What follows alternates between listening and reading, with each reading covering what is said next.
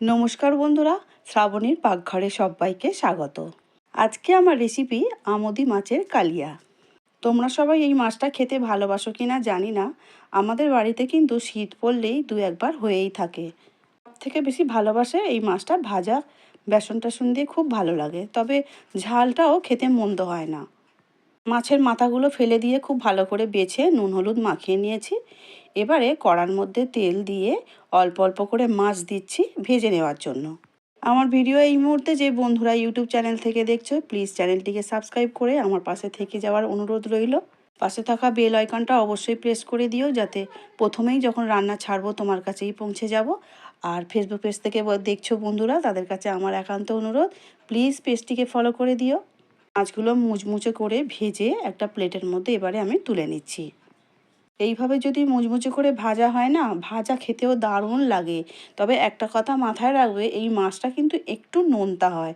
যখন মাছে নুন দেবে, নুন হলুদ মাখানোর সময় বা ঝাল বা যা কিছু করার সময় যখন নুন দেবে, মাথায় রাখবে নুনটা একটু পরিমাণে কম দেবে, না হলে কিন্তু যে কোনো রেসিপিই করো না কেন একটু নোনতা হয়ে যায়। কড়ার মধ্যে যে তেল ছিল ওই তেলেতেই 4-5টা রসুনকে গ্রেট করে নিয়ে দিয়ে একটু ভেজে নিয়েছি।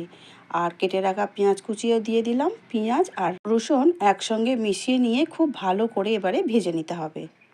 প্রথম প্রথম যখন আমি এই মাছ রান্না করতাম, মাছের ঝালেতে দেখতাম এত বেশি নুন হয়ে গেছে, খেতে ভালোই লাগতো না। পরে পরে ভাবলাম যে নুনটাই কম দিতে হবে, মাছটা অ্যাকচুয়ালি নোনতা, যেহেতু নদীর মাছ তো।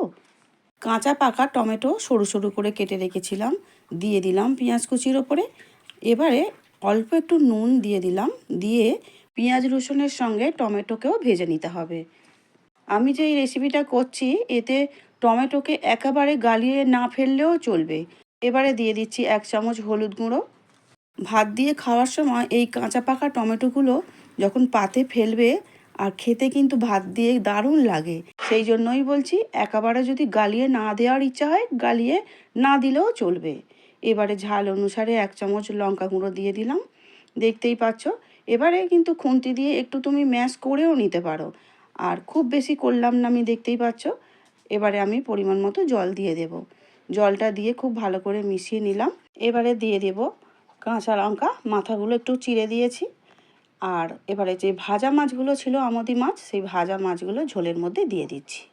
ঝোলের সঙ্গে খুব ভালো করে একটু মাখিয়ে নিতে হবে, কারণ যখন ফুটবে মাছগুলো, টমেটোরও যে একটা টক টক স্বাদটা আছে সেটা তো মাছের সঙ্গেই যাবে।